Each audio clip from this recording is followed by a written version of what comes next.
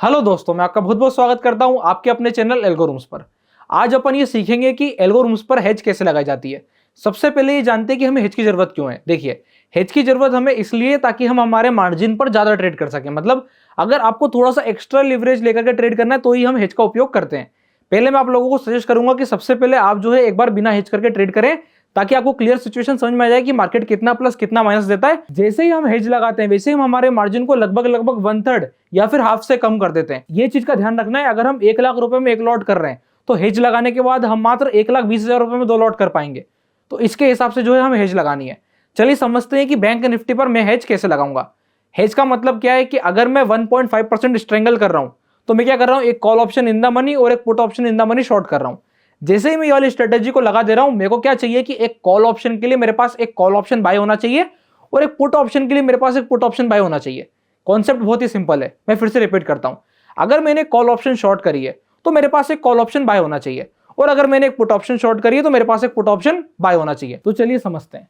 सबसे पहले आपको क्या करना है, आपको जाके करना है एड इंस्ट्रूमेंट। मतलब मैं क्या करूंगा, जाके एक इंस्ट्रूमेंट को एड कर लूंगा। निफ्टी बैंक निफ्टी पे लगाना है या फिर फिन निफ्टी पे। अपन कह रहे भाई हमको बैंक निफ्टी के लिए हेज लगाने, ठीक है। हमने बैंक निफ्टी सिलेक्ट कर ली।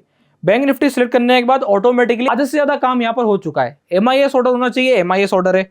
उसके बाद टाइम जो है वो मेरे अकॉर्डिंग में ले सकता हूं। जैसे यहाँ पर अपने को दिखाई दे रहा है कि लगभग लगभग 9:16 के आसपास का टाइम है। आपको लगता है कि मैं ट्रेड 9:20 पे स्टार्ट करता हूं तो आप 9:19 पे हेज लगाओ।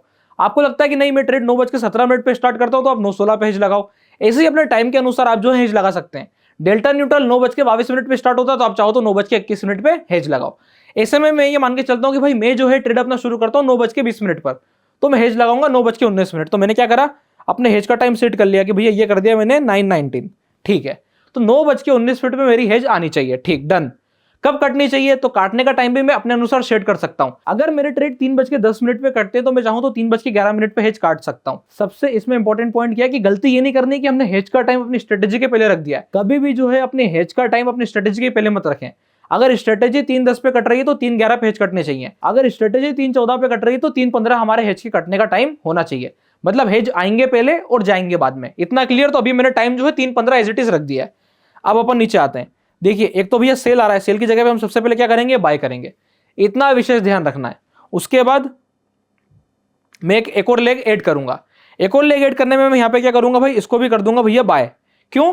क्योंकि मुझे एक कॉल खरीदनी है और एक पुट खरीदनी है। अगर आप यहां पे ध्यान से देखेंगे तो अभी मेरे पास दोनों पुट है, तो मैं क्या करूंगा, एक को भैया क्या कर दूंगा, कॉल। अब ये कोई मेरी स्ट्रेटेजी नहीं है।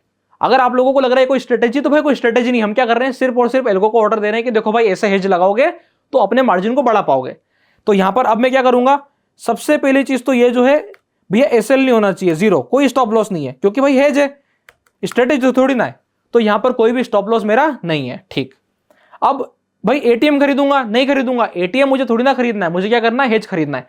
हेज के लिए अब यहां पर डिफरेंट डिफरेंट क्राइटेरिया है। अगर हम कोई सी ऐसी स्ट्रेटेजी चला रहे हैं जिसमें हम बहुत सारा प्रीमियम ले रहे हैं तो हम हेज थोड़ा बड़ा खरीद सकते हैं।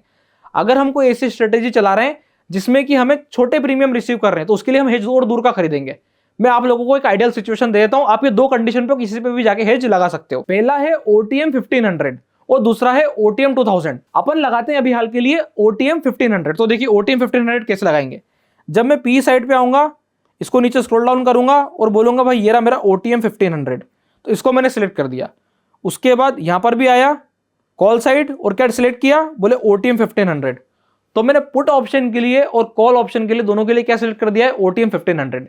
अब यहां पर अगर आप 10 लॉट में ट्रेड करते हैं तो आपको पता है आपको क्या करना है, 150 150। अगर आप 20 लॉट में ट्रेड करते हैं आपको पता है क्या करना है, 300 300। तो अभी आपकी पावर है, आपके हाथ में है कि मुझे हेज कैसी चाहिए। अगर आप 3-4 पार्ट में स्ट्रेटेजी लगाते हैं तो आप क्या करें, अपने लिए अलग अलग स्ट्रेटेजीज क्रिएट कर लें। अभी मैं वो भी बता देता हूं। देखिएगा, इतना पार्ट कंप्लीट हो गया। उसके बाद नीचे कोई रिस्क मैनेजमेंट, बोले कुछ नहीं। क्यों? क्योंकि प्योर हेज है, इसलिए कोई रिस्क मैनेजमेंट नहीं है, कोई स्टॉप लॉस नहीं है, कोई ट्रेलिंग नहीं है, कुछ भी नहीं है। सीधे नीचे आएंगे, एक बार चेक करेंगे कि हमने जो जो चीज लगाई है, टाइम 9:19 होना चाहिए, ठीक है, 9:19, 3:15 होना चाहिए, ठीक है, 3:15, पूरे हफ्ते होनी चाहिए, ठीक है, पूरे हफ्ते। उसके बाद दोनों बाय होने चाहिए, एकदम करेक्ट है, 15-15 क्वांटिटी हम एक एक लॉट के साथ बैंक निफ्टी पर हेज लगा रहे हैं। इतना कंप्लीट होने के बाद हमने देखा भाई वीकली ठीक है, ओटीएम 1500 ओटीएम 1500 सारी चीजें सेट है। नीचे आएंगे, यहां पे इसको नाम दे देंगे H1। हम जैसे इसको H1 नाम देंगे और बोलेंगे सेव, ठीक है, हमारी स्ट्रेटेजी जो है वो सेव हो चुकी है। अब H1 जो है हमारा बन चुका है। अब यहां पर मेरे पास ऑप्शन आ चुके हैं कि मुझे H1 कहां पर जाकर के लगाना है। तो मैं यहां पर जाकर के डिप्लॉय पे जाकर के और इसको अलग अलग ब्रोकर में जाके सेट कर सकता हूं, पहली चीज।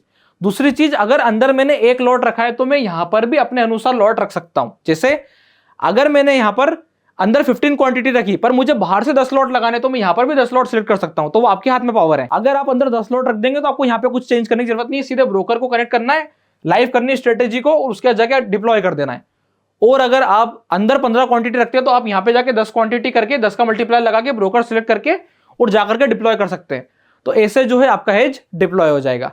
अगर आपको एल्गोरिथम्स पे किसी और चीज से रिलेटेड कुछ भी रिक्वायरमेंट है तो आप वीडियो के नीचे कमेंट कीजिएगा। हम सारे प्रकार की स्ट्रेटेजी कैसे क्रिएट करते हैं, क्या इसकी वर्किंग होती है, कैसे वर्किंग करी जाती है, इसके ऊपर प्रॉपर तरीके से डिस्कशन करेंगे। तब तक के लिए बहुत बहुत धन्यवाद।